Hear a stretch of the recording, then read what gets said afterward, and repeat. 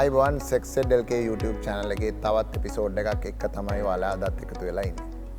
අපේ රටේ දියවැඩියාව කියනකොට දියවැඩියාව හැදිච්ච ලෙඩ්ඩු සාමාන්‍යයෙන් ජනගහනයෙන් 40%කට ආසන්න වෙමින් පවතිනවා. ඒ වගේම තමයි මේ දියවැඩියාව තියෙන පිරිමි පුද්ගලයන් අපි ගත්තට පස්සේ ලංකාවෙම කරපු සමීක්ෂණයකින් අනාවරණය වෙලා තියෙනවා. මේ පිරිසෙන් 70%කට වඩා මේ ලිංගික අප්‍රාණිකත්වය තියෙනවා කියලා. ඉතින් අපි හැමෝටම අවදානමක් තියෙන ඒ වගේම තමයි අපි හැමෝටම සමහරක් වෙලාවට හැදිලා අපි දන්න කියන මේ දියවැඩියාව හින්දා මේ ලිංගික අප්‍රාණිකත්වයක් එන එක අපි කොහොමද වළක්වා ගන්නෙ? ඒ වගේම තමයි දැනටමත් එවැනි තත්ත්වයක් ඇවිල්ලා තියෙනවා නම් අපි ඒක කොහොමද නැවත සකසා ගන්න කියන කාරණේ ගැන තමයි අද කතා කරන්න බලාපොරොත්තු වෙන්නේ.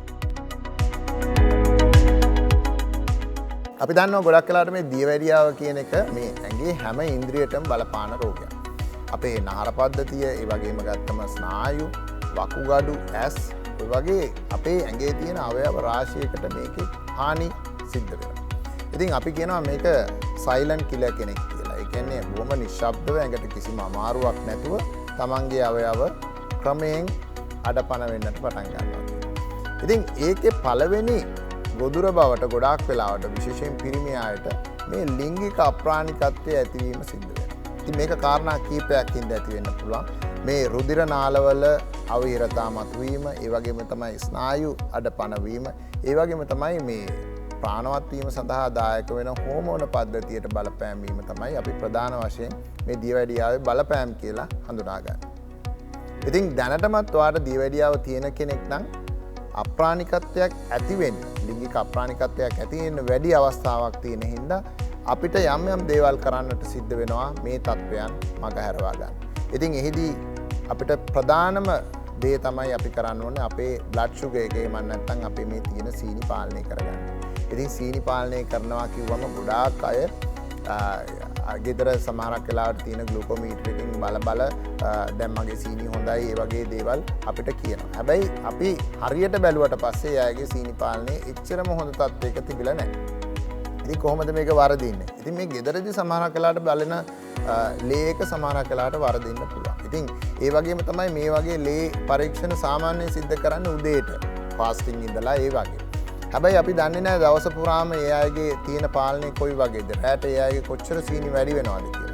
ඉතින් ඒකින්ද ඒක සඳහා තියෙන හොඳම පරීක්ෂණය තමයි මේ HbA1c කියන පරීක්ෂණය. පහුගිය මාස 3 ඇතුළත මුළු දවස පුරාම ඒ පුද්ගලයා කොච්චර හොඳට තමන්ගේ සීනි පාවිච්චි කරාද, එමගේම සීනි පාලනය කරගත්තද කියන එක ඒ සටහනේ එනවා. ඉතින් මේ පරීක්ෂණය හරහා තමයි ඇත්තටම අපිට හරියටම කියන්න පුළුවන් කෙනෙක්ගේ සීනි පාලනය වෙලාද නැද්ද කියලා. ඉතින් මේක හරි වැදගත් වෙනවා. මේ අගය සාමාන්‍යයෙන් 6.5කට වඩා අඩුවෙන් තියාගන්නට වැදගත් වෙනවා.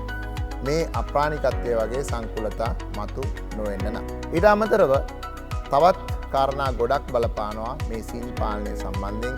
ඉතින් අපි බෙහෙත් ගන්න එක වගේම කෑමෙන් පාලනය වෙන එක, ඒ වගේම තමයි ව්‍යායාම කටයුතු කිරීමත් වැදගත් වෙනවා. මොකද මේ ව්‍යායාම සහ කෑම කියන එකත් මේ ලිංගික අප්‍රාණිකත්වයත් එක්ක බැඳිලා තියෙනවා. ඒ වගේම තමයි සංකුල ඇතිවීමේ ප්‍රවණතාවයත් එක්කත් බැඳිලා තියෙනවා. ඒකින්ද අනිවාර්යෙන් ඖෂධත් එක්ක නිරතුරුවම ව්‍යායාම කිරීම අපි කියන අඩුම තරමේ මිනිත්තු 180ක්වත් සතියකට ව්‍යායාම කරන එක.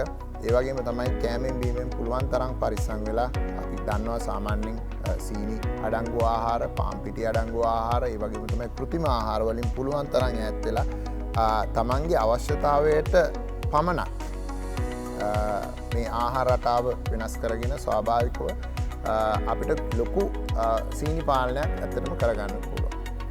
ඉතින් ඒක ගොඩක් වෙලාවට වැදගත් වෙනවා. ඒ වගේම තමයි අපි දන්නවා ගොඩක් වෙලාවට මේ දියවැඩියාව හැදුනට පස්සේ, මේ අප්‍රාණිකත්වය ආවට පස්සේ ඒ අය එතනින් එහාදී අපි මේ අප්‍රාණිකත්වයට ප්‍රතිකාර කරනකොටත් මේ සීනි පාලනය කියන එක අතිශයින් වැදගත් වෙනවා. මොකද සීනි පාලනය හොඳ නැත්නම් ඇත්තටම මොන ප්‍රතිකාරය කරත් ඒ අප්‍රාණිකත්වයෙන් මිදෙන්නට එයාට හැකියාවක් ලැබෙන්නේ නැහැ. ඉතින් සාමාන්‍යයෙන් සීනි කොහොමත් පාලනය නොවූ කෙනෙක්ගේ වුණත් මේ වගේ අප්‍රාණිකත්වයක් ඇති වුණාට පස්සේ ඒ අයගේ පාලනය හොඳ වෙන අවස්ථා අපි දැකලා තියෙනවා. ඉතින් ඒක ඇත්තටම හොඳ තත්ත්වයක්.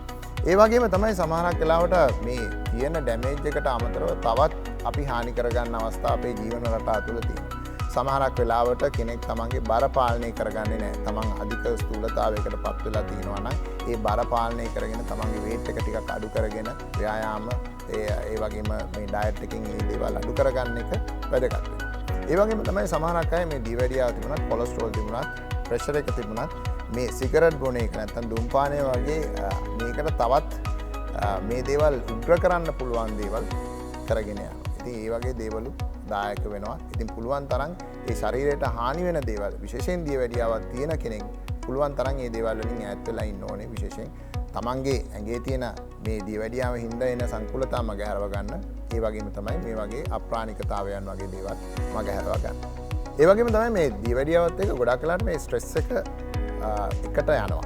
මේ ස්ට්‍රෙස් එක වැඩි වුණාම ඇත්තටම දියවැඩියාව උත්සන්න වෙනවා. අපි ගොඩක් වෙලාවට දැකලා තිනවා බෙහෙත් බිව්වත් සමහරක් අය අධික අපි කියනොත් හෙඩ් වර්ක් ස්ට්‍රෙස් එකක් දරාගෙන ඉන්නවා නම් ඒ වගේම තමයි සමහරක් වෙලාවට ඒ අයගේ නිින්ද වගේ දේවල් අඩුයි නම් මේ සීනි පාලනය එහෙම වෙන්න හැකියාවක් තියෙනවා. ඒ වගේම තමයි මේ ස්ට්‍රෙස් එක කියන එක අපි මීට කලින් ඉගෙනගෙන තියෙනවා අප්‍රාණිකත්වය ඇති කරන්න ඍජුව දායක වෙනවා කියලා. ඉතින් දියවැඩියාව දැන්ටත් තියෙන කෙනෙක් නම් මේ ස්ට්‍රෙස් එක පුළුවන් තරම් අඩුවෙන් තියාගන්න එක වැදගත් වෙනවා. මේ වගේ සංකුලතා මගහැරවා ගන්න. ඒ වගේම තමයි මේ දියවැඩියාව හින්දා ඇතිවෙන්න පුළුවන් මේ අප්‍රාණිකත්වය සම්බන්ධයෙන් මං කිව්වා මේ දියවැඩියාව පාලනය කිරීම තමයි මේකේ අංකයකට අපි කරන්න ඕනේ.